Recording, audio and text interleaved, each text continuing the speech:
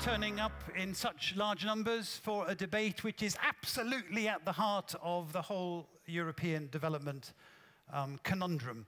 Root causes of migration, new narrative, new purpose, and new funding for development cooperation. Could I have the lights up, please? Is that possible? We have a lot of people who want to contribute to this debate, 200 or 300 of you in the room, and 2 fantastic panels we're going to try and squeeze into an hour and a half, and I will introduce the panels in a minute. This is a conversation with the panel, but it's also a conversation between all of you. And what I'm going to do when we get to a point of having interventions is ask you not to ask questions. Questions are forbidden, but to stand up, tell us who you are, say something completely fascinating, and sit down again. And you say there's something completely fascinating in not more than 60 seconds, so that as many people as possible can participate. Now, we read all the time about migration and about refugees, and I don't want to use the word crisis, but I do want to ask you to vote with your hands on 2 or 3 questions just to test the mood of the meeting before we start. So please, and the panel, you are excused unless you want to participate in the vote, but you may if you wish. Put up your hand if you think that migration and refugees are a really serious issue in the world. That was an easy question. Very good. Put up your hand if you think this is a really serious issue in Europe. Put up your hand if you think that we're doing a good job in Europe in managing this issue. Put up your hand if you think that if we don't do a better job, then not just that sector of our work is at stake, but actually the whole future of the European project is put at risk by our failure to handle the refugee and migration issue better. So not everybody agrees with that, but quite a lot of you do, and we might come back to that. And finally, put up your hand if you think that, and this is a more difficult question, a primary purpose of development aid should be to help handle the migration and refugee issue. And put up your hand if you disagree with that proposition. So that panels is also quite interesting because we know there's a debate about whether or not development aid should be, if you like, stolen in order to provide for more border police in the sending countries. We couldn't ask for a better panel to deal with this question, and the way we're going to run this is that we've divided the panel into 2 parts. So we have the people you see on the stage, I will introduce in a minute, and we have 45 minutes with them. Then we're going to show a short 5-minute film about refugee resettlement in Uganda while we change panels, and then we have another panel after that, also for 45 minutes, and we're going to finish at 12:30. That requires iron discipline from the panelists, from me, and from all of you when we come to the discussion. So I hope you will help me to make sure that we're not late for lunch. Our first panel, Mohammed Hussein, who's country director for Uganda of the Norwegian Refugee Council, and we'll be talking a little bit about the wonderful work that Uganda is doing in welcoming refugees. Odessa Primus, who is the founder and director of a Go Think Tank initiative, which is about civic education and helping people to participate. She's also a young leader here at the EDDs. Gervais Apav, who is special advisor to the Director General of the International Organization for Migration, and you'll see that some of the slides we were showing as you came in came from that organization. Rainer Muntz, who's the advisor on migration at the EPSC, the European Political Strategy Center. And it's really important that this is not just a conversation between development people. We've also brought in, if you like, a wider EU perspective by asking Rainer to join the panel. And Marta Foresti, who's one of the managing directors at the Overseas Development Institute, who runs a program of work on global migration, and particularly, I guess, Africa and the Middle East. I've asked them each to speak for 3 minutes. Just to open up the conversation, I might ask them a question as we go along. I will come back to you at appropriate moments, and then we will have some time for discussion until 11:45. Are you ready, Mohammed? Your 3 minutes. Oh, no, I'm not going to start with you. We're going to start, sorry, with the global migration specialist. I'm going to start with Gervais, with you. Your 3 minutes starts now. Thank you very much, Simon. I'm delighted to be in a meeting where I don't have to say much. I want to listen to what the audience has to say. So I will begin with a few simple prompts to get the discussion going. First prompt. There is a very close relationship between migration and development. They interact in complex ways. There is abundant evidence that development affects migration and that migration affects mobility. If evidence were needed for that, we know that the international community unanimously agreed to include migration within the 2030 Development Agenda, the SDGs. Second proposition, development assistance can reduce migratory pressure, but there are other factors at work, and development assistance should not be seen as the only answer to migratory pressure. What we need to do in this world today is manage mobility, ensure that it can take place under the best of circumstances, enable migrants to make a choice to move, not to be forced by it. And I will use a very simple analogy to explain the situation today. If you see from my gray hair, I belong to the 1968 generation. In 1968, we redefined the world. We said we wanted sexual activity to be available to everyone, not just those who were forced to do it. And I think that in our world today, we are in a mobile world. Everyone wants to move. We can't stop that, but we must be able to allow people to do it in safe ways. My final point is that there are many drivers for migration, some positive, some negative. But these drivers, these root causes are very deep. They include economic circumstances, demographic imbalances, conflict, natural disasters, poor governance. Development cannot meet the needs of all these drivers. It has a part to play, and it is the duty of the international and development community to find the right place for it. Finally, let me just end with a note of credit to the European Union for the way in which it has attempted very seriously in recent years to deal with migration not as an isolated issue, but as part of its external relations and development policies. That's hugely important, and that's one of the reasons why we're here today. Thank you. Very good. You know, I belong to the 1968 generation. My life was a lot less exciting than yours seems to have been, I think. I just want to get one key fact just clear for everybody, because it's really important. In low-income countries, development does not reduce migration, it increases it. Is that consistent with your view at the IOM? That's correct. Migration, as I said, development can affect migration in different ways. It can increase migration or it can reduce migration. We need to find the right approaches to it. Yes, indeed. There are, let me put it this way, there are very few people who migrate from the poorest countries in the world. They do not have the means to do that. As development increases, they have the means to travel. But we also know, and the European Union is the perfect demonstration. Remember when there was mass labor migration from Italy, Portugal, Spain, towards the northern countries, Switzerland, Germany, Netherlands. And the European Union was a development process through which these countries improved their economic situation and migration stopped. Okay, we've punctured already one of the key pieces of political messaging that is used around migration, which is that we can throw money at the problem and immediately solve the migration flow across the Mediterranean into Europe. I think that's a very important contribution. Absolutely right, Simon. The calculus is rather more complicated than that. Okay, thanks very much. Rainer. Morning. Let me just start with 2 or 3 facts that should not be forgotten. First, most migrants are not refugees. We have 16 million recognized refugees by UNHCR and about 3 million asylum seekers. There's about 250 million people not living in their country of birth, including Madeleine Albright and Henry Kissinger and myself. Yeah.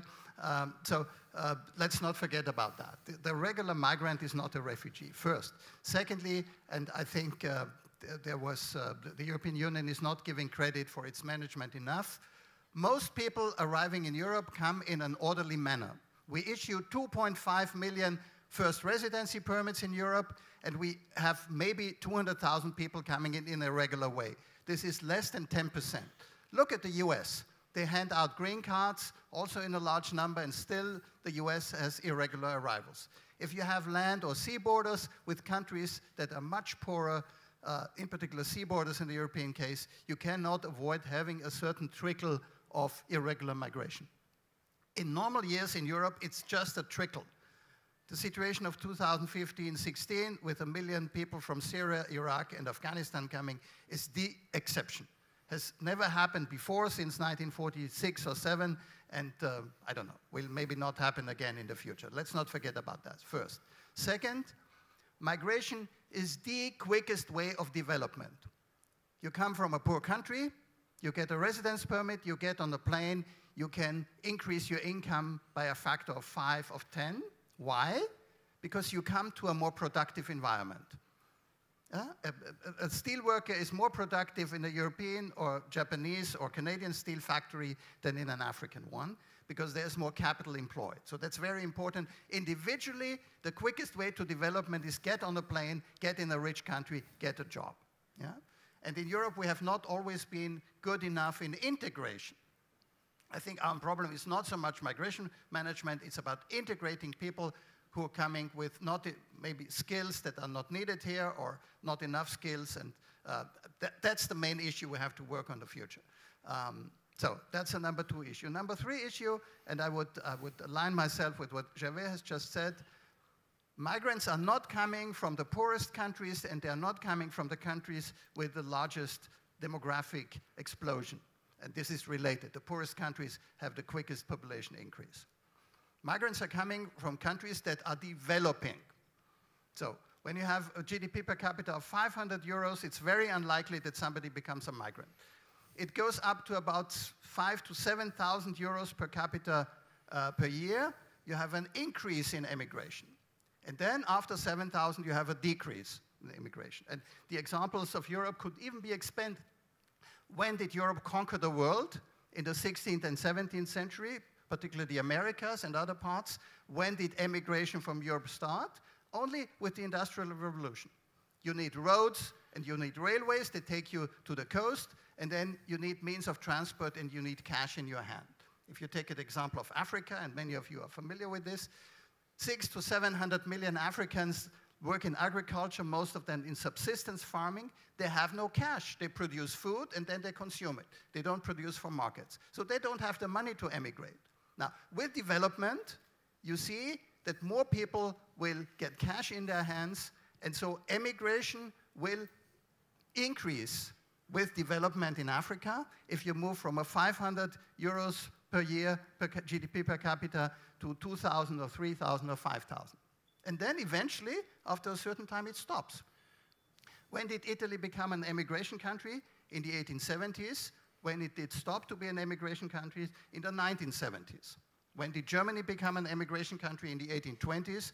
When did emigration from Germany stop? Somewhere in the 1940s or something like that. So it takes time.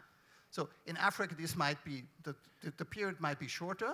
And so we are maybe talking about development that will lead to a stop of emigration in the year 2050, 60, or something like that. But we need that time. Let's not create the illusion we throw money on the problem, and in the year 2018, nobody will try to cross the Mediterranean. This can only create enormous frustration. It will delegitimize our efforts, and it will look as being silly, throwing money on something that is not stopping. We should not create that illusion, at least not amongst the development community interested people, that we can solve the problem by just developing a little bit. Yeah? And I think that's very important. There's still emigration from Romania, from Bulgaria, and they are still below 7,000 euros GDP per capita per year. So let's not forget, it will take time. We need that time. Okay, now just before we move on though, 2 things. The first is we must be really careful not to leave refugees out of this discussion and turn it into a discussion about economic quote-unquote migrants, because clearly one of the huge issues for us in Europe is about refugees or people, you know, fleeing, and let's not list countries, but refugees. And the other is, this small flow, you say, of irregular migration is still causing tremendous hardship and, you know, deaths in the Mediterranean and so on. So Europe has a policy on that. So just say one sentence or two about refugees, just to make sure we don't forget them in the conversation, and one or two sentences about what are we supposed to do about irregular migration, which kills people. First, refugees are coming from conflict areas. This is not a development issue. Syria and Iraq were not poor countries when the conflict started. Very important to note. Yeah?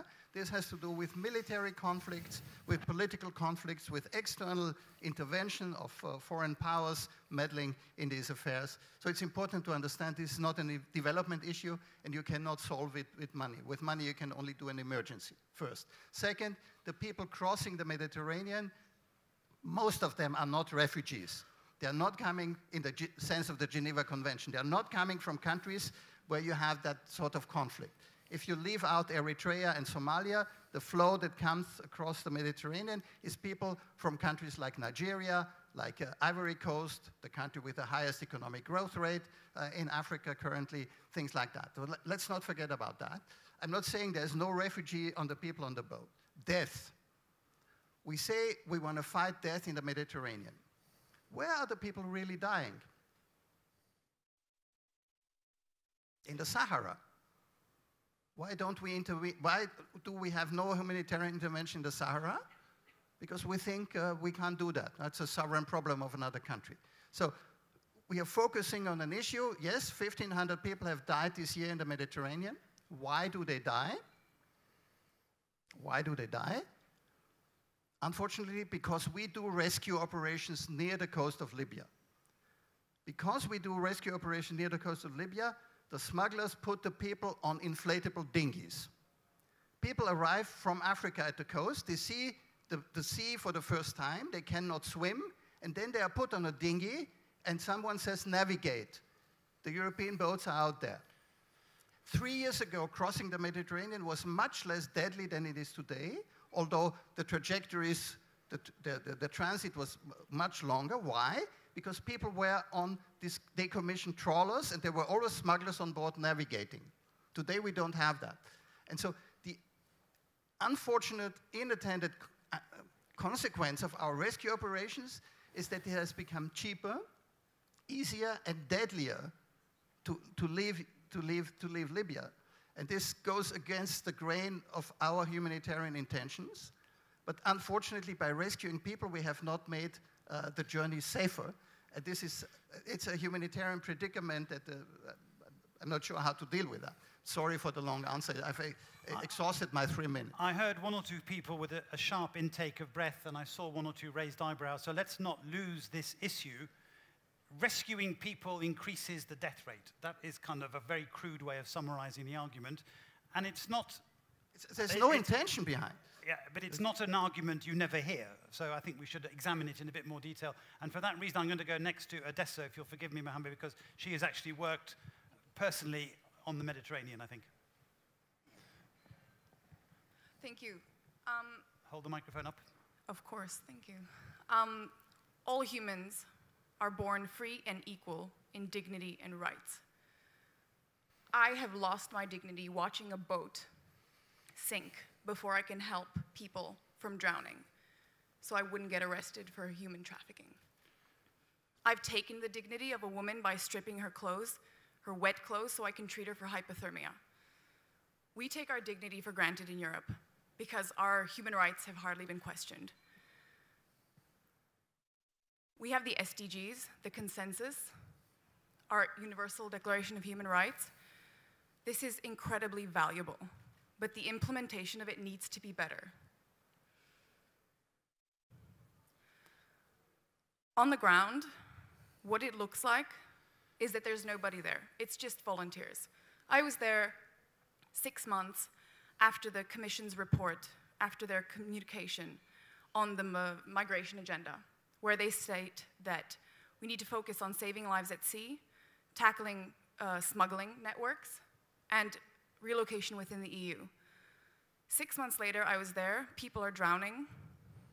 Many, many people are drowning. And smugglers are taking their money, loading up boats, and sending them across the dangerous waters. And relocation isn't working. In the summer of 2015, there was a relocation program agreed upon where they would relocate 120,000 refugees that are already in Greece and in Italy. By December of the same year, they had relocated 184 people. By this rate, it would take 750 years to relocate them. And this was called the Temporary Relocation Program.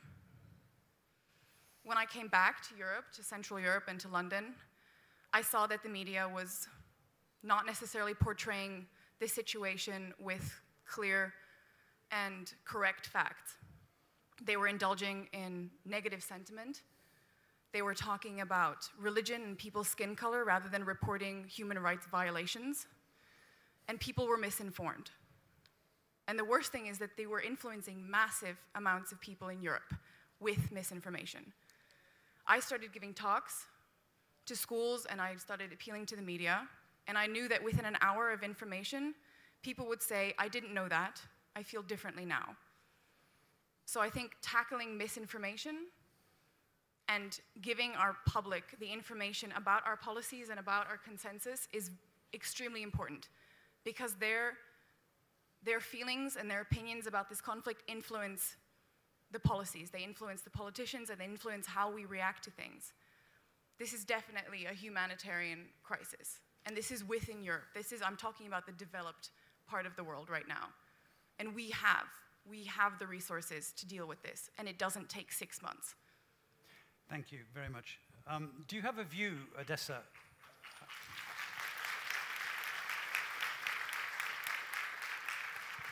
Do you have a view as to why it took so long? Well, I definitely think that not having people on the ground makes a big difference. People in Brussels, I've spent the past week here and I've met with important people. It's very easy to write up a document in comparison, to write up a document and agree upon it and feel, okay, we've done something really good, and you have. It's really great. But then you go to the ground, you go to Greece, you go to Lesbos, it's not happening. And this isn't a policy that affects something economic. These are lives that are being lost. So I think, can you repeat the question just? No, I mean, why haven't we done it? We have a great document, why haven't we done it? Well, I think we should send people. I think anybody that's writing these documents, if they haven't been to the place, if they've never met a refugee, if they're deciding these policies without having civil society organizations at the table, then they're not writing the right policies. And if they are writing the right policies, they're not really implementing them, and they don't necessarily know what it looks like to implement them. Okay. Because raising money to get a rescue boat by volunteers is one thing, but providing a few rescue boats on the coast of Lesbos, where most of the boats were coming in from Turkey in 2015-16, it's not that expensive. If I could do it with 20 volunteers, then the EU can do it. All right, I'm sure we'll come back to that point. Thank you, Mohammed. Hi, I'm going to focus a bit more on a refugee model of a poorer country that has a progressive refugee model in dealing with the displacement crisis. Uganda is in East Africa. It is a relatively small country compared to its larger neighbors. It has a population of 36 million, and it's listed 19th in the list of poorer countries in the world. Yet, Uganda now is the highest refugee hosting country in Africa.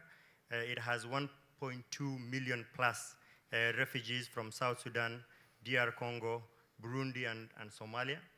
And uniquely, Uganda has an open door policy and has a progressive policy that enables the refugees to integrate into the society as fast as possible. Basically, we have an act in Uganda that stipulates that the refugee has a freedom of movement inside the country, access to employment, and access to basic services.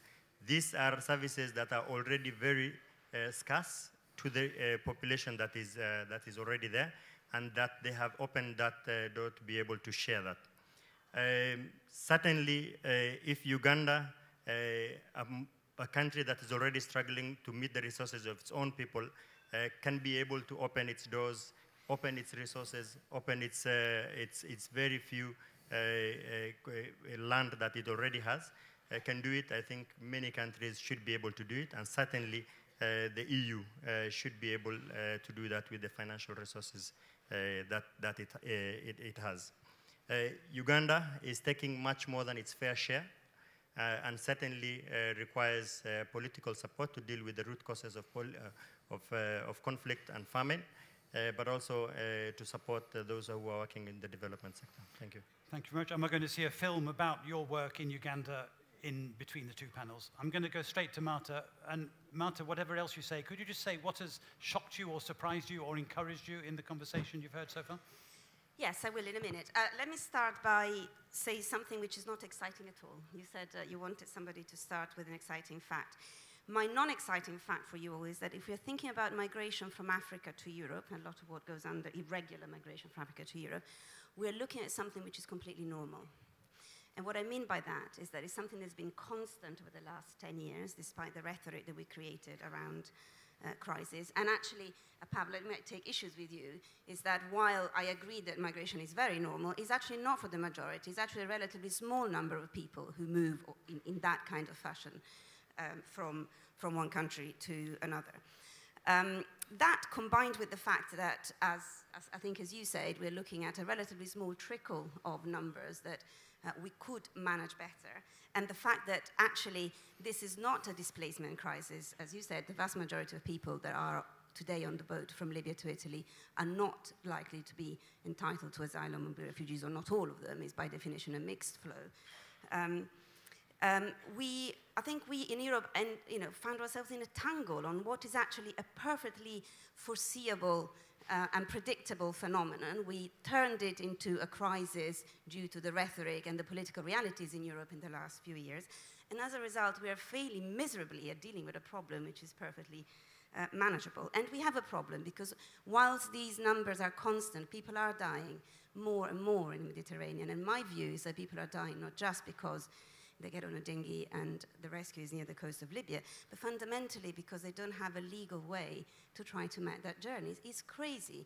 You know, these are people who are spending much more trying to make that very risky journey while they could, easily with the flight and with the visa mechanism, with the screening mechanism, not die and actually provide European countries with an effective mechanism to screen, monitor, and better manage the phenomenon. So let me leave you with this first thought, that actually legal pathways and safe journeys is an integral part of the solution to this, not just because it's the right thing to do, but because it's the pragmatic things that European countries can do to better manage the flows and avoid this big unknown and these big fears about irregular migrants, what in Italy we call clandestini, the people who just don't have the right to try to make that happen.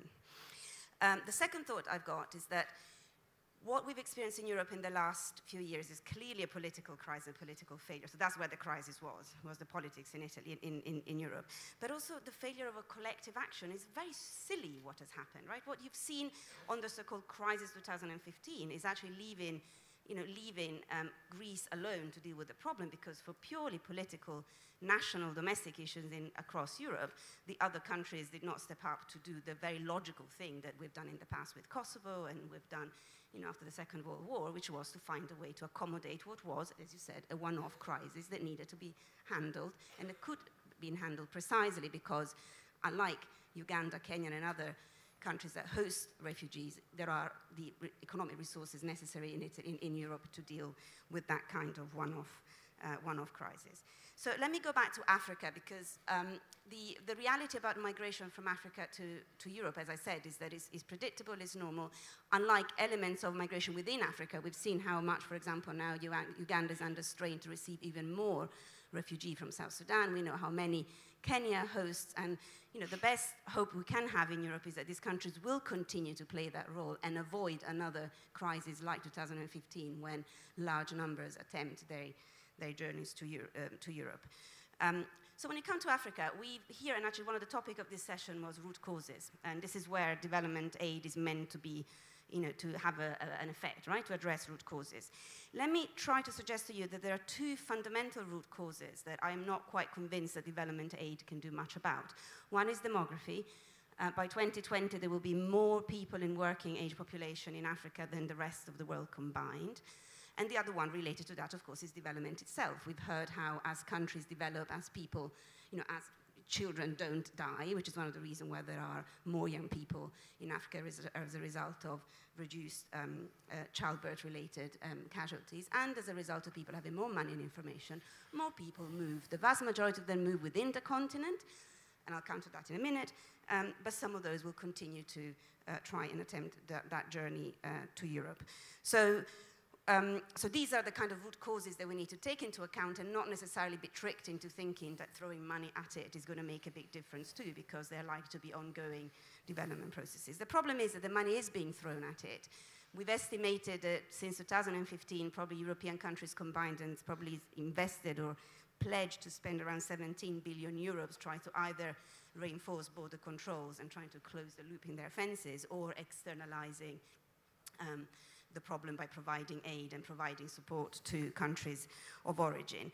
And the evidence is that that's not working very well, because as we heard at the beginning, you're all still very worried that this is going to, this is a major problem. And I think that this is likely to get worse, because if we make the fundamental mistake of selling to the public in Europe, which is far from being big champions of aid, that if only we put more money in our aid budgets, we will reduce migration flows, and we pretty much know that's not likely to happen. The risk we run is also that we further decrease support for aid, which is something that we can't afford in a number of countries, and certainly we should have learned in the sector not to tell these lies anymore. So that's not going to work. Other things are going to work, though, so I want to leave you all with a sense of what can be done. My proposition to you is that where development cooperation can be effective and useful is on what we call, not very helpfully, but here we go, that's terminology, transit countries. So people move and stay, stay within, near to where they are, either within the countries and they're looking for economic opportunities in neighboring countries. Now, this is where Europe, member states and the European Union is present and has some power, has the capacity to do good development that can enhance economic transformation, cannot really create jobs, but can provide, help to create the conditions for job creations, can, for example, focus on women who want better employment and migrate to neighboring countries and could work with women to make that a more economically sensible and socially inclusive proposition. So my idea is that a lot can be done with aid. None of it, not much of it is special about migration. We need to be very careful to attach that to the promise of reducing migration, but rather to do the right thing, what we've learned we can within the limits of powers that donor and aid has, to continue to do sensible, politically smart development in some of the transit countries, and therefore create more opportunities for those who are on the move, not to attempt the silly, the dangerous journeys to Europe because of the lack of legal opportunities to do so. Thank you. Hang on to that. We've got 10 minutes, just over. I want to give the panel a chance to come back at the end for a minute each. So I've got time for 5 or 7 people, different corners, different rooms, different genders, different everything, to stand up, say something fascinating, and sit down again, and we'll start with the lady over there. Somebody's got some mobile mics, I think. There's a woman with her hand up. Do you need one of our mics back?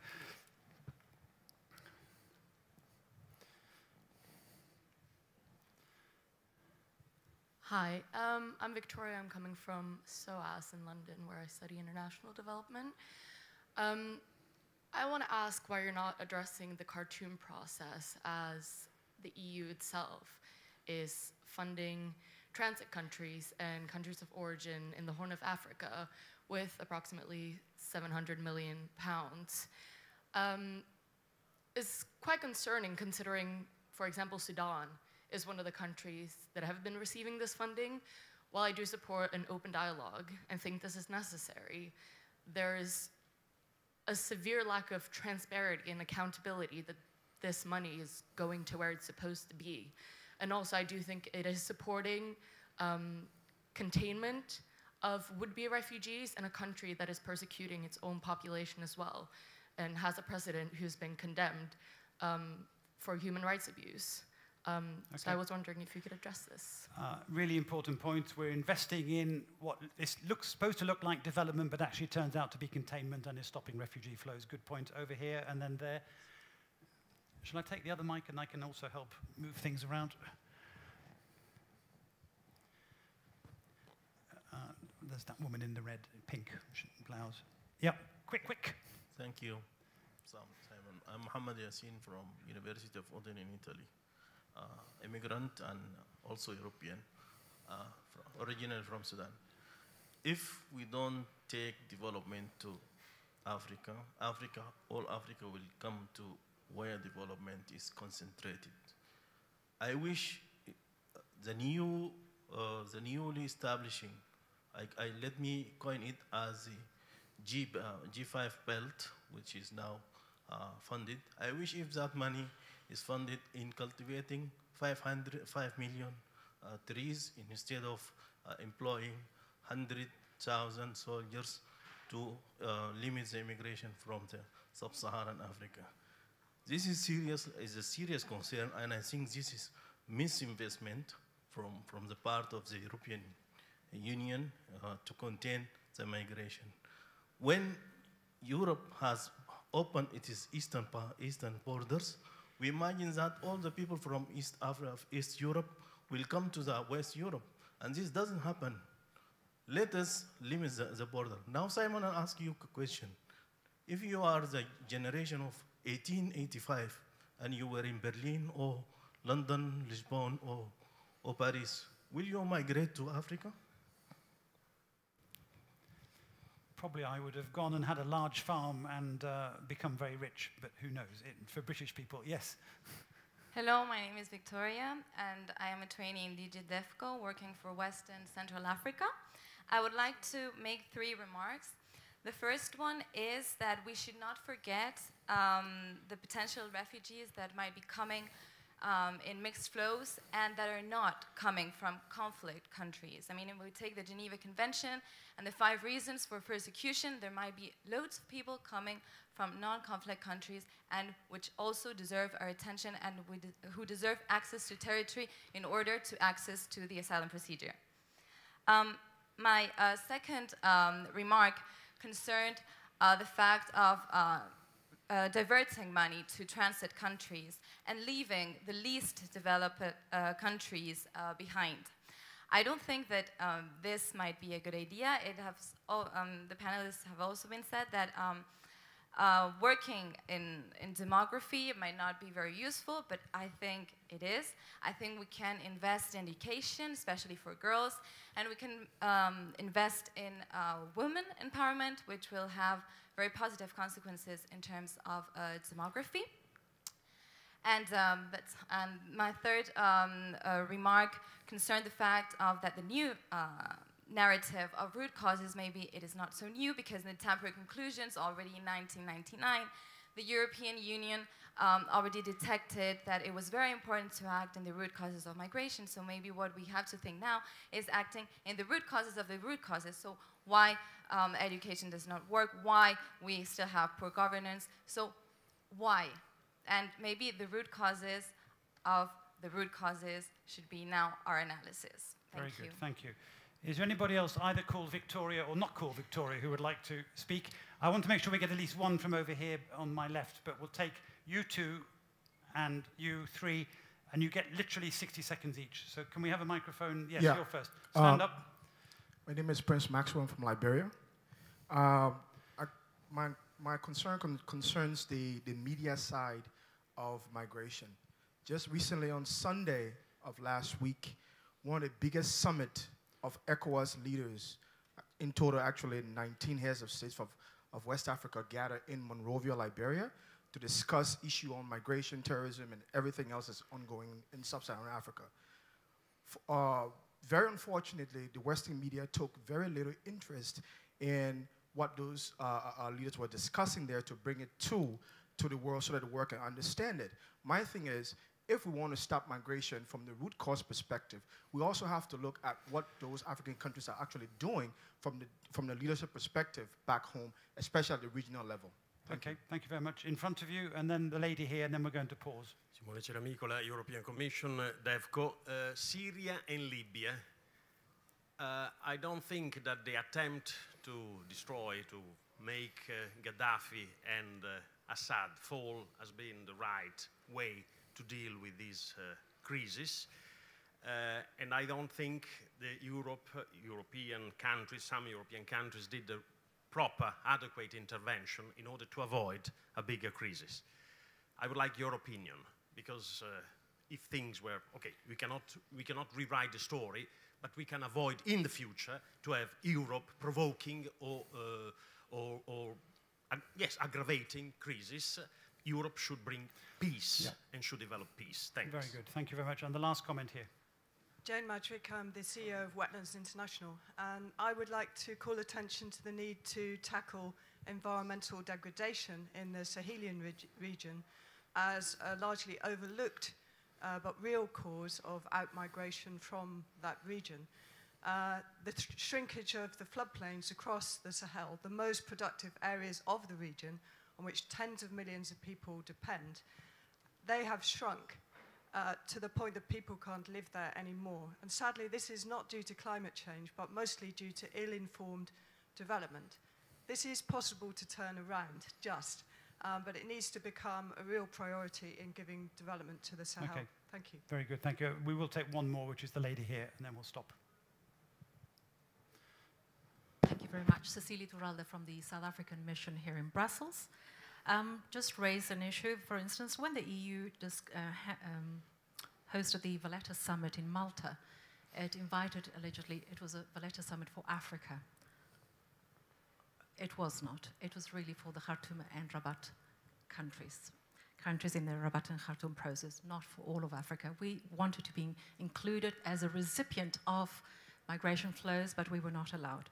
The African fund that derived from the Valletta Summit was also an African fund aimed at improving conditions in countries that have migration problems, but it also excluded South Africa. The European External Investment Plan, which was announced last year already, also targeted, was a project or an initiative to target root causes of migration. And we raised once again our concern and said that's going to once again exclude South Africa. And South Africa is the opposite end of the EU. We too are a country that is seen as a land of opportunities for those in Africa. And when the EU closes the northern border in Africa, the people come down to South Africa, and we are left without Valletta, without the African Fund, and without any other EU assistance. How many refugees in South Africa? A lot. Oh. Do you have a number in your head? Not statistically right now, but definitely not strictly from the region. No. We have people from as far north as Sudan, from the west. We have the Anglophone, the Francophone, the Portuguese, and the Spanish-speaking Africans in South Africa. Thanks. Can I have the microphone back? Okay, a brief final word from each of you, but let's just summarize what we've learned here, that migration is an inevitable consequence of development, and there will continue to be both a legal and an illegal part, but the answer has multiple elements. One is to accelerate development in different ways in different places, perhaps not to intervene in conflicts in quite the same way, and to create legal routes. This is something that's been emphasized a lot.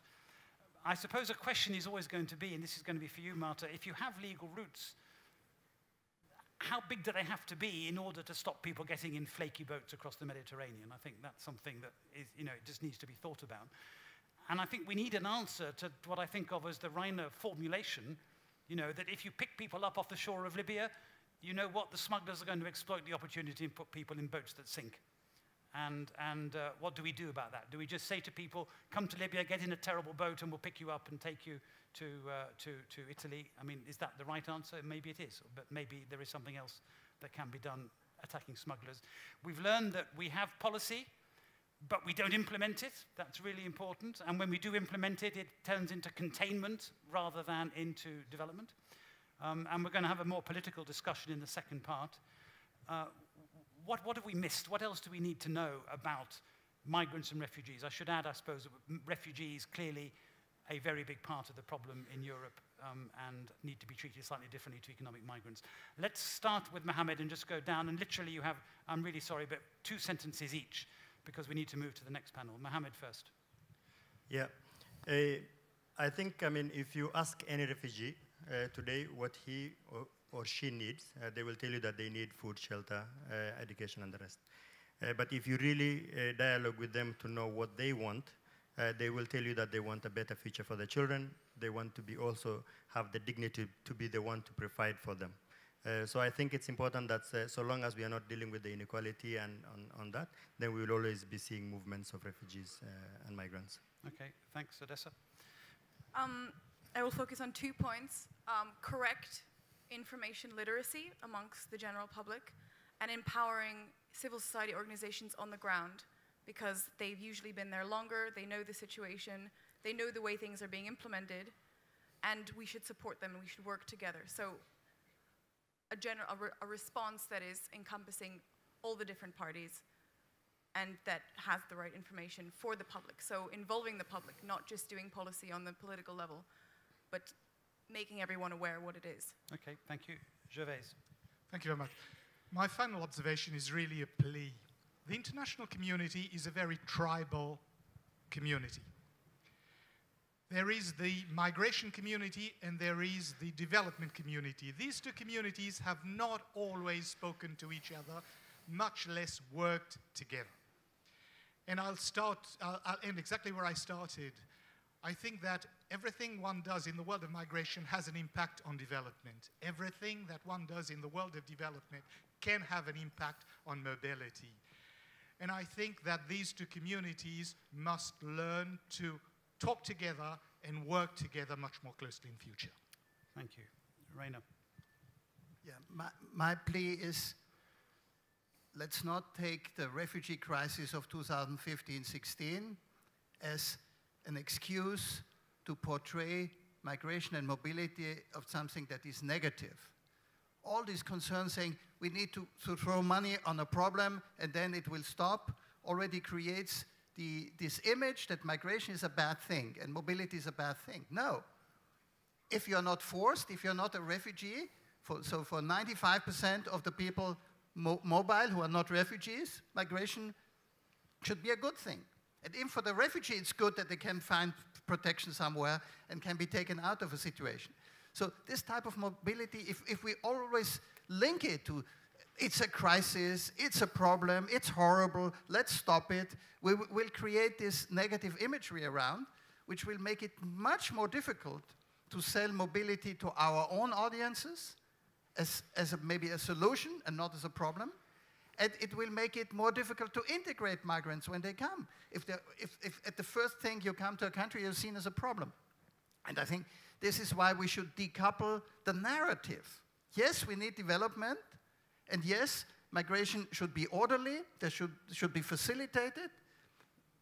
I don't know how much more we should, residence permits we should offer, but this is up for discussion.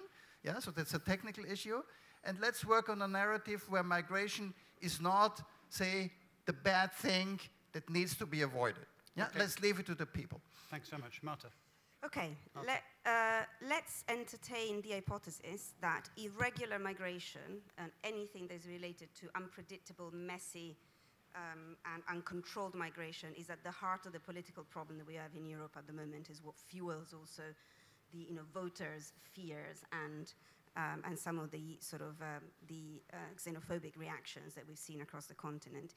If there is some truth in that, surely the smart thing to do is to try to work that problem, to find a way to resolve that unmanaged, uncontrollable, unknown elements of migration. That's why legal and safe and predictable ways of facilitating movement is the smart way to go as an instrument for countries to manage the political demand to better manage that phenomenon and not to try to build walls to try to make it go away in ways that we just discussed, we all agree is not going to happen.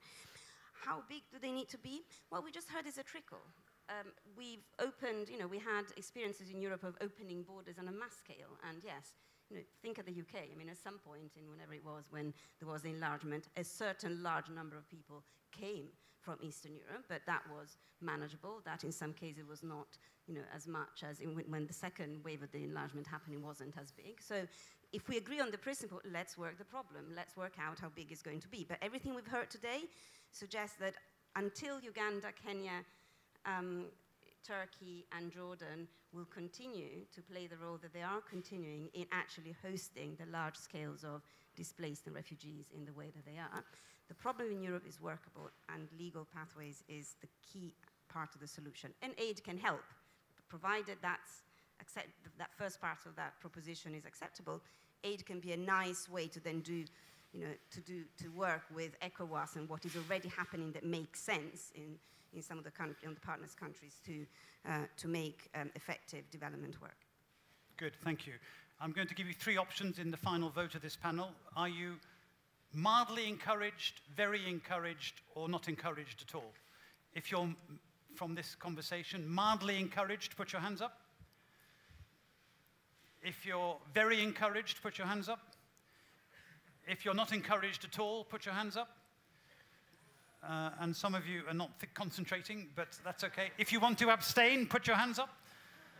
All right, in the next session, we're going to turn very much to the political front because we have 3 MEPs on the panel and Klaus Rudischauser from DevCo.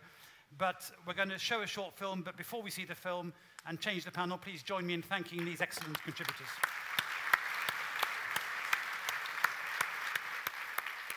Well done, thank you very much.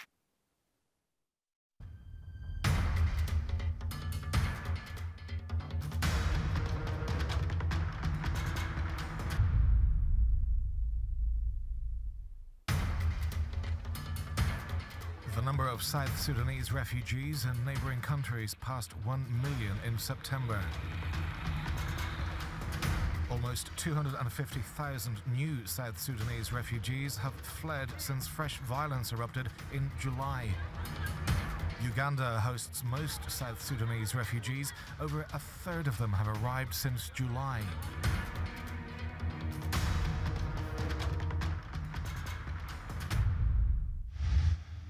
Uganda is the main destination for the refugees. It allows them to move in and out of settlements, gives them land, and more importantly, allows them to work. Its approach makes Uganda one of the most innovative countries for refugee crisis management. Schools play a key role in making refugees more self-reliant. The Numanzi Vocational Training Centre is run by the Norwegian Refugee Council and financed by the EU. 200 are here working hard for a fresh start.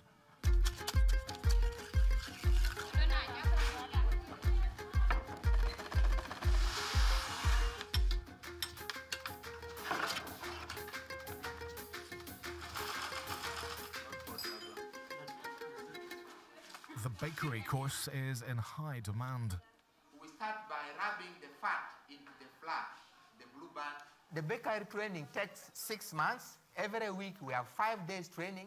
The first group, which consisted of 31 people, I could say 50% have already found jobs and others are in the process. Bakery trainee Yarkon brought her 4 children and 4 of her relatives' children from South Sudan to Uganda, a situation that is not uncommon.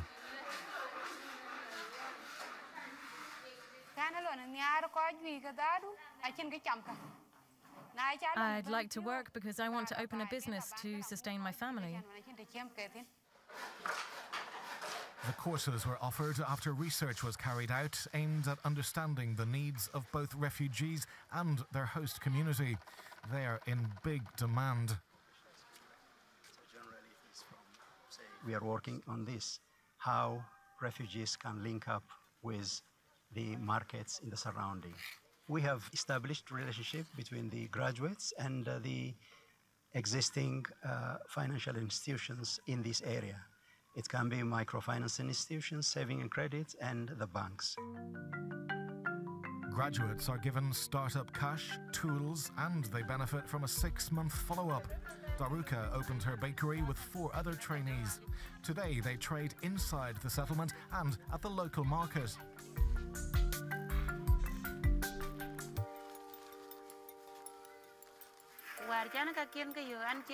I felt comfortable from the moment I started this work. All my kids have clothes and shoes, and if they need to buy something at school, I can pay.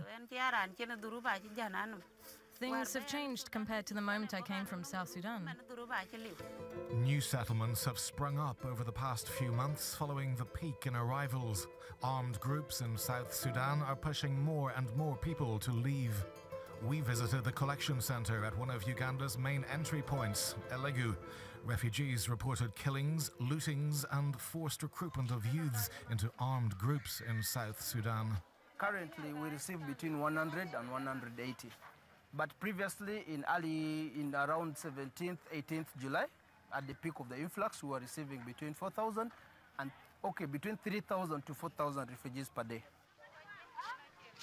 Refugees usually stay in collection centres for a couple of days, but the peak in arrivals often leaves people stranded for months. The increased number of people seeking asylum protection in Uganda is challenging the country's approach to dealing with refugees.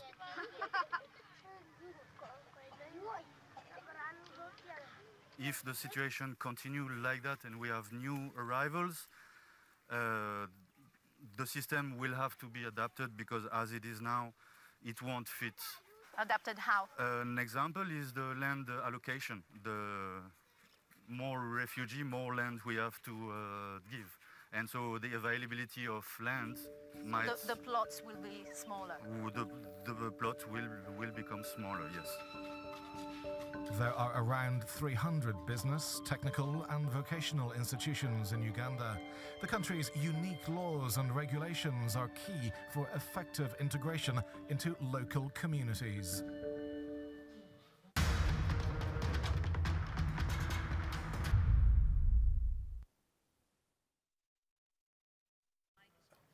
Norwegian Refugee Council for their work. We're changing focus, and I'm glad we saw that because we haven't had enough about refugees in the first part of the panel. This whole session is organized by the European Parliament, and I'd like to acknowledge the work of Christian Messet, who's here somewhere, in organizing it all. Thank you. Round of applause, I think. And I'm delighted that we've got 3 MEPs from different countries and different political groupings to discuss some of the issues that we have heard about. Judith Sargentini, who's a Dutch Green, Ellie Schlein, who's an Italian Social and Democratic Party, and Bogdan Bruno Wenta, who's from the PP, People's Party in Poland, and Klaus Rudischauser, I'm sure everybody knows, who's the Deputy DG of DevCo. And what have we heard? We've heard that the policy making up to a point is okay on paper, but bloody hell, we don't do it, or we don't do it fast enough. And we haven't really explored why that is and the tensions that exist between the different countries, perhaps in implementing some of this sharing. We've heard that the so-called development programs aren't stopping development really, and they may even be containing people, and we're spending money on the wrong thing. But we've also heard if we don't get this right, and we're going to lose the case for aid because we're not going to deliver the change that we need. So it does seem to me that all these issues in the end are about the politics of policy making. So I'll start at your end, Judith, and work along the panel and take your 2-3 minutes each and just help us out. Wow. Well, I think one of the big problems is that politics is emotion. And the debate we had before this is a very rational debate. But decisions are also made because you want to show a result now, or you want to suggest to your citizens that you're acting upon it. So we're having what I would call a solidarity crisis, not a refugee crisis, but a solidarity crisis with refugees as well as among member states. And we think we solve it by mending the hole in the fence. But your debate here is called root causes of migration, and the hole in the fence as such is not the root cause. Still, that's where we're active and we're spending money. And then I think somebody in the last panel, it was addressed well.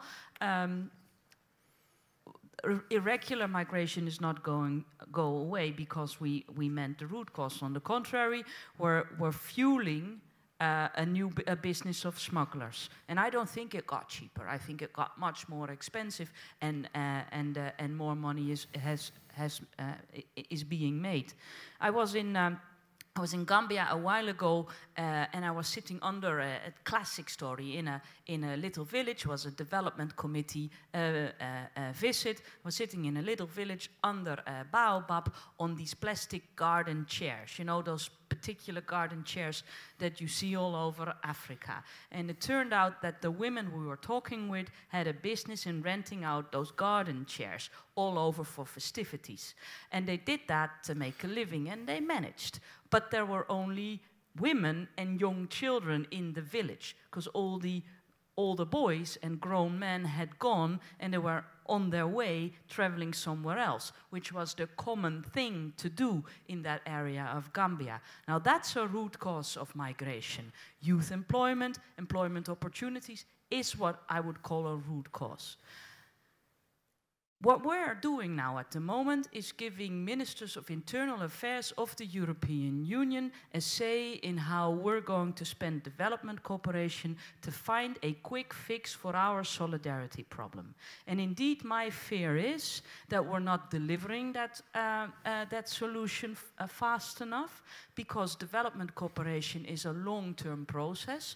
It's one of the processes that is best evaluated.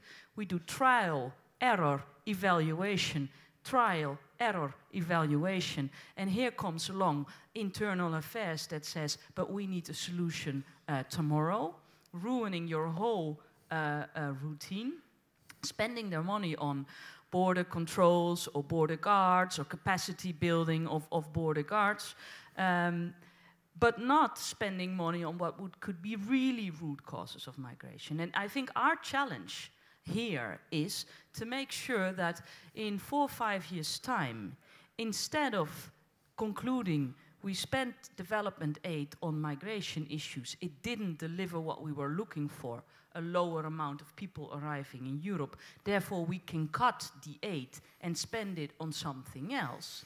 We should try and turn it around and make sure that we somehow, and I'm searching here, grasp the opportunity to say, indeed, root causes for migration is a very serious issue, but it's that youth unemployment, for instance. And we've got an EU-AU summit coming up in Abidjan in November, and the common theme there is youth, which I think is well picked. It's a very important theme. But I'm wondering whether the other side actually still trusts us, that we want to have a serious debate about youth. Or do we want to talk about migration? Let me have okay, it but just stop there. While you've got the mic, I just want to have a sentence or two from you about refugees. Yeah. I mean, you look at the Syria region. The OCHA appeal is, what, 30% funded, 40% funded, and there are many European countries that have simply not paid their share of what's needed to fill the basket for providing basic livelihood, but also opportunities to those people. We have a deal with Turkey, which some people think is great and some people are highly critical of, and issues about whether or not people can work. And one of the kind of models of dealing with the refugee crisis is, as in Uganda actually, invest in the region, help people to stay closer to home and give them some hope of a future much closer to where they come from so they can go back and rebuild their countries. I mean, I think is it 60% or 80% of all Syrian graduates are now in Europe, for example. And we are denuding some of those regions of the potential for rebuilding. So a few sentences on refugees before you hand the mic on to Ellie. Sure. Well, let me OECD figures showed of 2016 showed that development spending went up. But if you start deducting it, you find out that a lot of that is going to countries around Syria, and that we're actually spending for LDCs and for the whole of Africa has gone down, which is a direct effect of the refugee crisis. And of course, we need to support sheltering refugees in a country like Turkey. No doubt about it. But what we're doing is humanitarian aid very late, the influx of refugees via Turkey, from Turkey to Greece came after people lingering away for years without opportunity in Turkey. We saw this coming, but we didn't act. And what we agreed upon is Turkey protecting their Syrian border and their European border better. And in return of that, we're very short of sticks and carrots. There are a lot of colleagues that think that we can use the 3 billion euros that we are spending on sheltering refugees in Turkey, we can use that as a stick. We take it away from you, which is completely ridiculous. Then still, I'm happy to see a lot of Syrians in Europe and hopefully getting an opportunity to study, but we're not providing study visa for Syrians in Libya. Hardly any, which, by the way, if you go back to Africa, is the same thing. Legal pathways hardly exist. Legal pathways for those people that are doing low-paid or low-educated jobs definitely do not exist, and we're very limited in our possibilities for skilled people. Okay, thanks so much. Ellie. Hello, everyone. Yeah, I cannot agree more with Judith. If you think about it, last year we were in New York, many of us, I think, for the first UN summit on refugees and migrants. And there was a whole red carpet of head of states and governments to go there and be aware. There was a general awareness of the fact that 86% of all displaced people in the world are hosted by developing countries. So the issue of a better sharing of responsibility is not only a European issue, it's a global issue. But my question is, how is the European Union? How can the European Union play its part and take its responsibility if all the policies of the Council and the Commission now are focusing only on externalizing our borders and responsibilities? And you can see it not only in the EU-Turkey deal that you just mentioned, but also with some discussion on agreements with Libya in the same direction, and also in the new migration partnership framework. Because when we and also in the asylum reform, I'm dealing, for example, with the Dublin regulation reform, a very hot dossier. You can see it in the proposal of systematic inadmissibility checks to, of course, do in the first country of entry, to send back all the people that have passed through safe third countries, or what could be very discretionarily believed to be safer countries. So this tendency couples, unfortunately, with another very worrying tendency, according to me, that is the aid conditionality. Development has to play a role on the root causes, but it should focus on long-term issues. The moment that you, in a way, shift away towards short-term, security-driven objectives, you lose the essence of development cooperation. You contradict Article 208 of the treaties that says clearly that the aim of development cooperation is to eradicate poverty, and I'm sorry, I cannot see how building capacity and border management is actually contributing to the cause of eradicating poverty and inequalities. Maybe it's rising inequalities. So the point is here, let's not go into the direction of building fences also in African countries.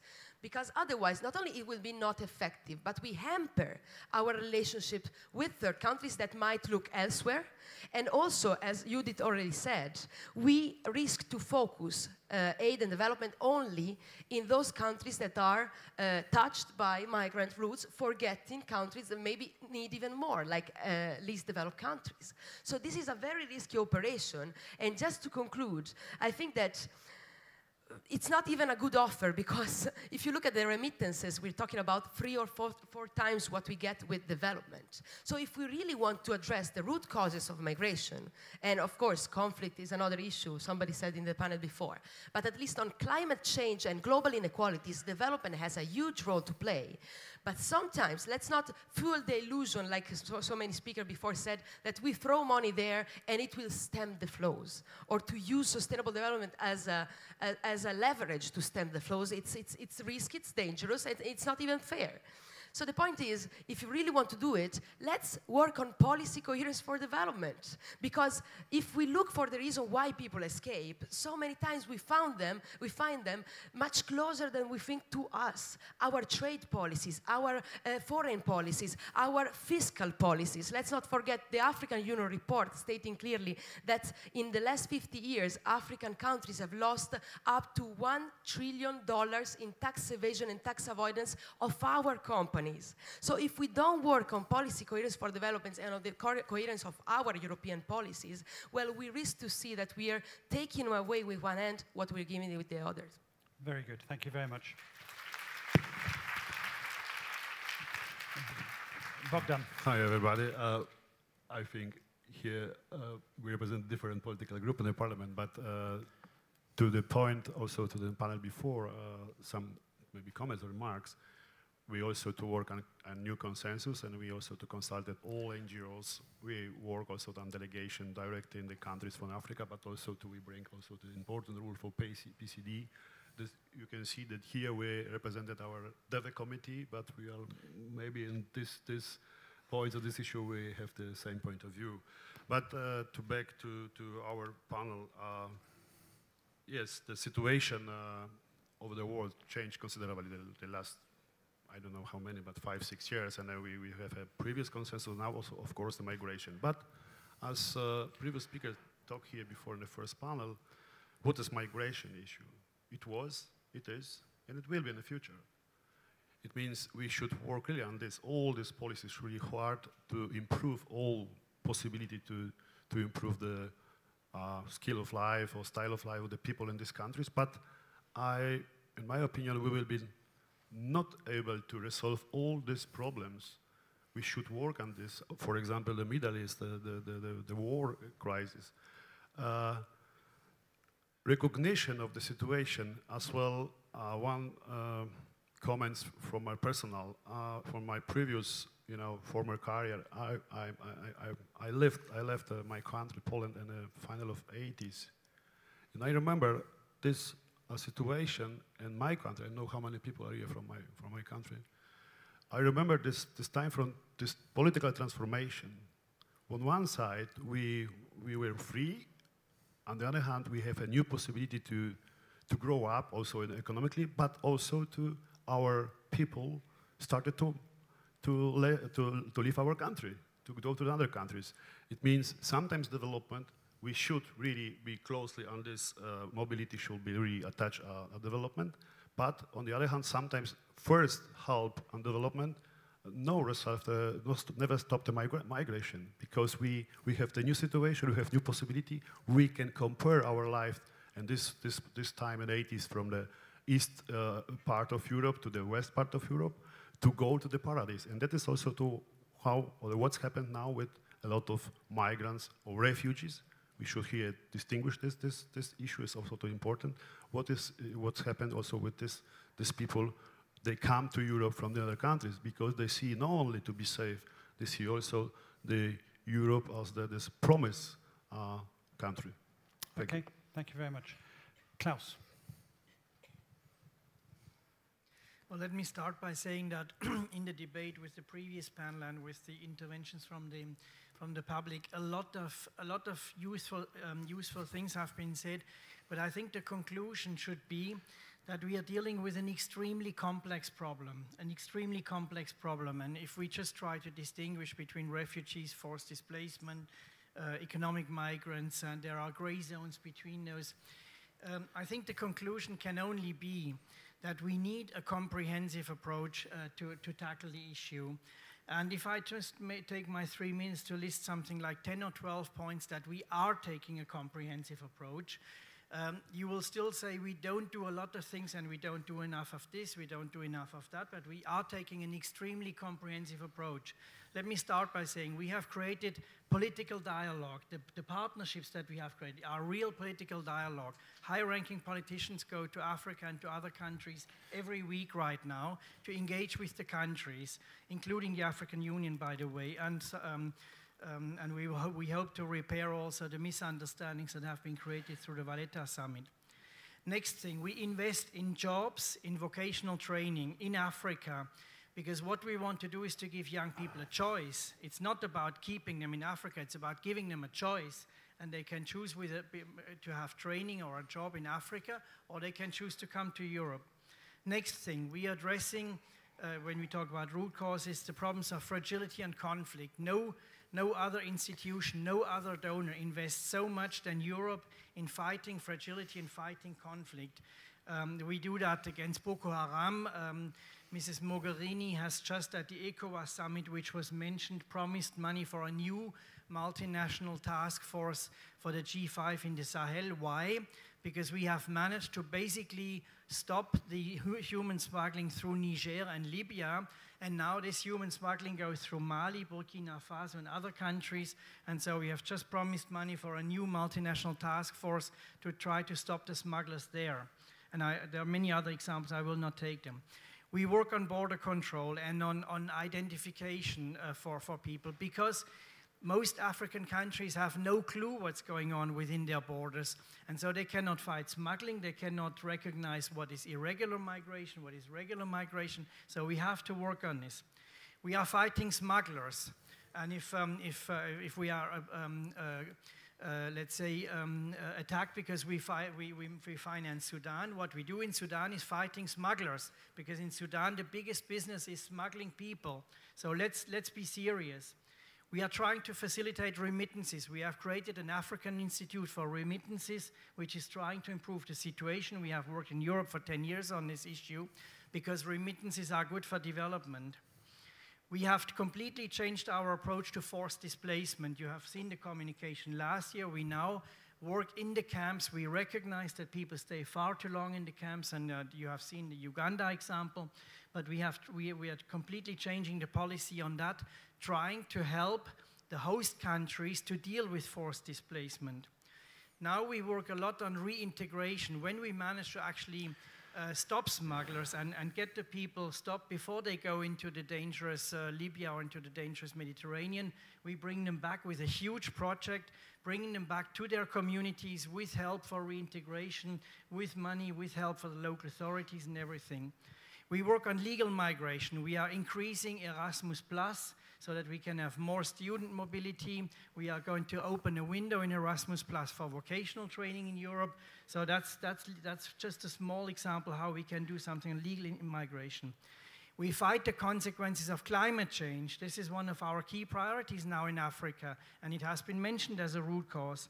We are completely changing the way we work with our humanitarian colleagues, with ECHO, because we recognize that we deal with long-term situations which have to integrate development and humanitarian aid. So we are changing completely the approach of the humanitarian actors, not always to the liking of the humanitarian organizations who like to keep their independence. Let's be open here. And we have completely changed our work on the nexus between humanitarian and development.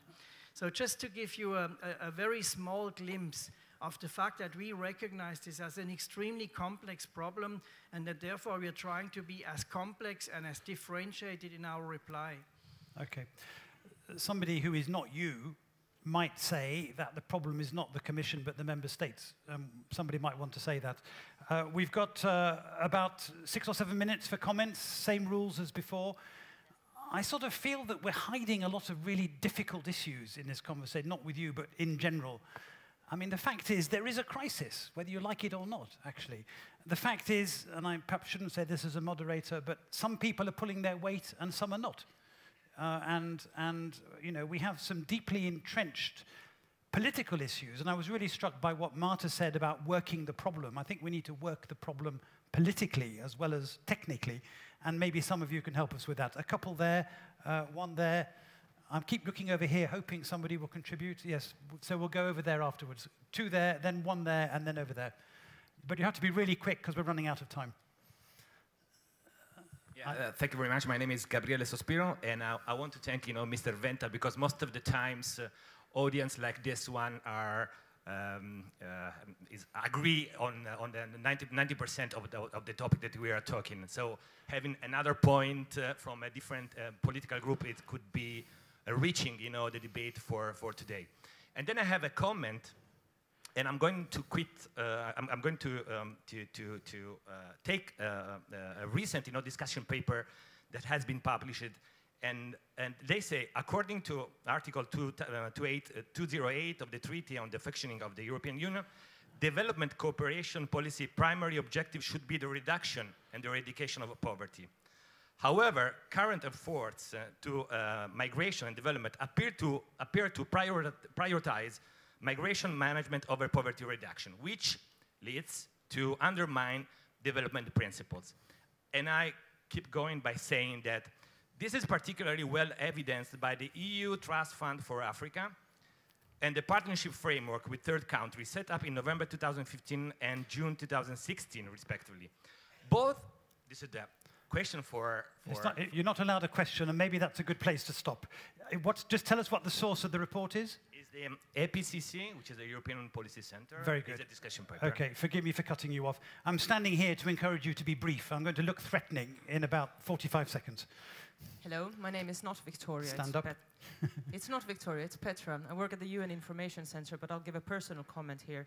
I'm a little bit surprised that during all this discussion of root causes, we are still no one has mentioned trade and EU tariffs. I feel that Europe is doing a sort of a magician's trick. Look at the left hand and please do not notice what the right hand is doing. What I do know is that last time I was in Dakar, where I go quite often, to Senegal, you still see European tomatoes and some other produce sold on the local market for cheaper prices than what the local produce is being sold. So, and we also see the remaining situation still in southern parts of Europe, where we have migrants working for less than half of minimum wage in appalling conditions, cultivating all this produce that we, as European happy consumers, then are very pleased to find for a very cheap price in our shops. So we are, in fact, keeping up this vicious circle. Very Thank good. you. Ellie,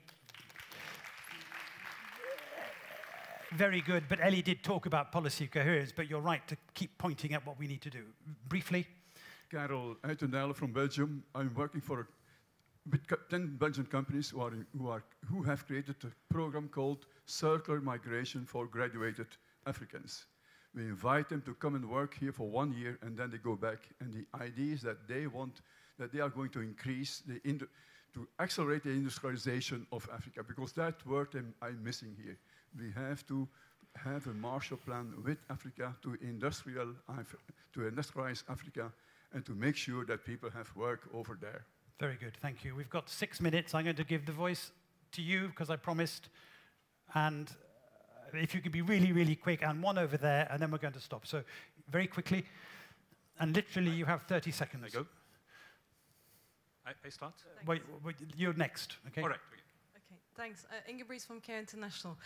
So we do a lot of advocacy on this topic, and it's like hitting your head against the wall, because the politicians don't care about evidence and arguments. So 2 ideas from François Crépeau, actually, the UN Special Rep on Human Rights. One is create a political cost for violating migrant rights by giving migrants the right to vote. So what do you think about no taxation without representation? And the second idea he had was take over the smuggling business, because you'll never be able to squash it down. So like alcohol, try to control it and try to make sure that you create opportunities and you mitigate any negative consequences. What does the panel think? Thank you very much. Gentleman at the back and then over there, and I'll take the mic. Yeah, thanks very much. Well, my part is on employment, actually. I'm from my name is Vito Cesturi. I'm from Food and Agriculture Organization. And maybe in the diagnostic that we made in the discussion, we missed a bit one point, is the development patterns of the developing countries. What is happening in the developing countries that their GDP is growing quite fast. The problem is that they are not industrializing. Now, my question is that agro-processing is certainly one good and big opportunity for those countries to generate employment. But the problem is that EU is charging so high taxes to processed products, food products, that it's very difficult for the developing countries to export to European Union. Just an example, we have a very funny debate going on in my home country, Italy, about whether we should open our market to olive oil produced in the southern shore of the Mediterranean. And so basically, I mean, the debate is about, no, we have to protect our best oil in the world, which is definitely exactly the contradiction of the policy coherence of European Union. Point made. Thank you very much. Last comment, you. Hi, Mathilde from the Donor Tracker in Germany. I just wanted to discuss one thing that I haven't heard, or just say one thing that I haven't really heard being talked about. And this is how development budgets in Europe are being used not only to tackle the root causes of migration, but also to cover the costs of hosting refugees in Europe. So that is money that was supposed to go to other countries in developing countries, and we're staying in Europe, which I think is also a big issue that hasn't been Perfect. Up to 50% of the budget in some countries that, as moderator, I'm not allowed to name. We want to finish on time, partly because I have to go home to exercise my democratic right to vote in the UK election. So I'll start with you, and literally 1 minute each, if you can do it, please. There's 500 million European citizens, and we are making a huge fuss about the amount of refugees arriving in the European Union. We let them linger on islands in Greece. We do not relocate from Italy. My own country is actually closing down refugee centers at the moment because the amount of refugees that came last year was a lot lower than we expected. So we are, first of all, in our head, we're making a crisis that I think is not necessarily there. And then second, because of that emotional response, we're picking policies that I think are counterproductive. I started by saying politics is an emotional thing, and here we're talking, we're preaching to the converted. And I find myself in a very old-fashioned debate after this, which is keep the development money where it is and let all those other people not touch it. You're right, the debate should be about trade and policy coherence for development.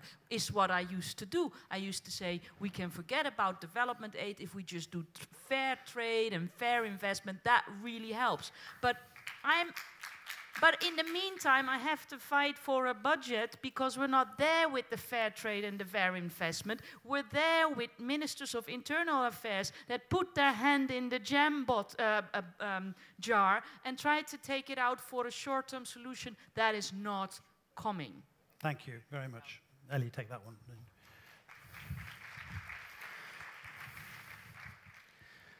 Yes, well, I agree at least with one thing with Klaus.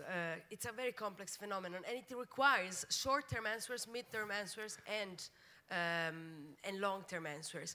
On the short term, I think we would have to strengthen the humanitarian response on the routes and the search and rescue operation. And let me say, it's ridiculous, the attacks to the NGOs that are saving lives at sea, when the real point is that they are filling the gaps of the lack of the institutional response there.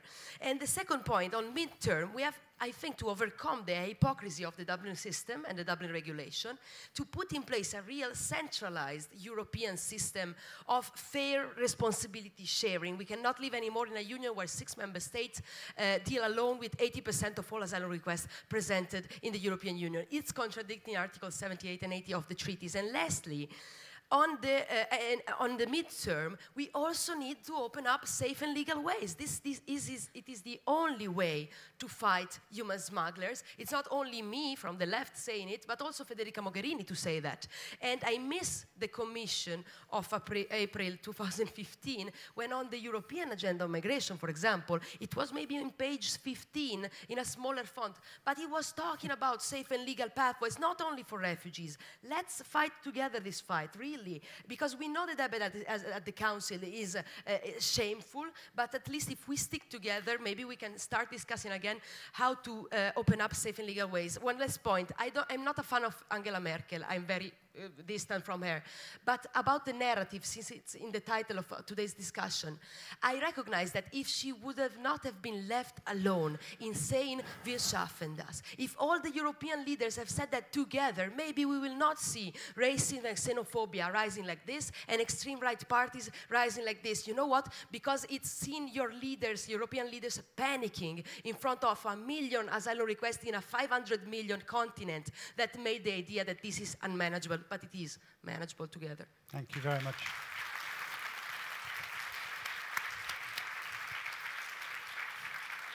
It's only applause here. We're staying in the same position. To your question, that inside our work, you know, that we reach also to position for other political groups. That is in spirit of compromise. We try to. Sometimes, okay, we try to maintain our position, our point of view, but we talk. We talk. Maybe final point, maybe it's not really perfect for everyone, but that is politics, And in my opinion, also sometimes we work too slowly, because we have also debate, discussion, and the life is now here, is outside. And they find a lot of solution. Of course, also in our consensus, we talk also about the trade, about the local communities or local small stakeholders, how important is this point to have a connection with private partnership, if we will resolve this. That means my colleagues to hear, all these participants, this panel, talk about this phenomenon, this global phenomenon. If we talk also to SDGs, what we have inside our consensus, today, migration, this panel, talk about goal number 10, this reduce inequality within among countries. But for me, it's also the important goals number 16, which talk about promote peaceful and inclusive society for a sustainable development, provide access to justice, because it's necessary to have a rule also in this country. If we talk about the development, it's necessary to have a time. If we talk about the human aid, it's reaction. Help people, because here we're all in the same position. But if we have now this peace possibility, as the Catholic bishop from Syria told us, the war in Syria, the most important goal for the people is that bring peace. Then we can start infrastructure, and maybe people will never go out from this country, because before it was a fantastic country. That was the comment for Catholic bishop. Thank you. Thanks very much, Bogdan. Klaus, 1 minute. Yeah, well, just a few points. First, I think we need to really look at the situation in a precise and differentiated way. We are not using development money now to address problems of migration directly. We use development money to do what we always did in development policy, which is providing development for countries in all senses, from, as I said before, from fighting fragility all the way to economic development. We are not using money to bring illegal migrants back. We are not using money to actually do things that are not directly linked to development. And since I'm myself responsible authorizing officer, I take personal responsibility for this. We are not deviating money, and we are not giving it to the ministers of interior. They have their own pot in heading 3 of the EU budget. Just look at this. Secondly, trade policy needs to be looked at in a differentiated way. We have an extremely favorable trade regime with sub-Saharan Africa. It is not true that we levy high taxes. We levy no taxes, except for 2 or 3 products. No taxes. We have quota-free and tax-free import into Europe from all of sub-Saharan Africa. The example the gentleman mentioned is North Africa, and with North Africa, we have economic partnership agreements since 40 years. There's nothing new there, and it's not these agreements that prohibit trade between North Africa and Europe. And we have a new trade strategy since 2015, which is a complete change in trade. So just look at this for a moment. And maybe at another discussion, we can look at some of the detailed questions that are being raised. But trade is not, in my view, the problem. And now the positive point that I would like to make. Yesterday, on this very stage here, we have signed a new European consensus where we have a very clear message in the consensus. Migration is good for development, and therefore we will continue to work on migration in the context of our development policy, and everybody has agreed to it. I know that in the parliament some political groups were not quite happy with some of the detail, but I think overall we have a new consensus between the member states, and this is important because if you compare this to the language in the European Council, the language in the European consensus is a big step forward. So let's also look at the positive aspects. Good, thank you. Listen, you've done a good job. The panel has done a good job. I have one final question to ask you, because I think we've only just begun on this engagement that we started today, because there are some really difficult problems. It's extremely complicated, as you said. We need the vision and we need the idealism, and we also need practical decisions about Schengen, about Dublin, about how aid is spent, about trust funds, about human rights in Turkey, and who knows what else. I urge you to go back to your laptops or computers and just see who is doing what in terms of humanitarian aid and in terms of contribution to 0.7 for a start, and how much is being spent on refugees in developed countries, and let's have that conversation. So, you know, often at these sessions, I'm on climate change, and I often think there is no topic more important. But I think this topic, we are in a fight to the death. Did I say that earlier? Between neoliberalism on the one hand and populism on the other. You know, and despite Macron, the size of the vote for Le Pen, Brexit, Trump, who knows what else is coming in elections later this year. And at the heart of many of those debates is this. So my final question to you is, and I know what the right answer is, will you stay engaged on this topic in the future? Put up your hands if you think you should. Very good. That is the right answer. It's lunchtime. Thank you for a great discussion to both the panels. Please join me in thanking them.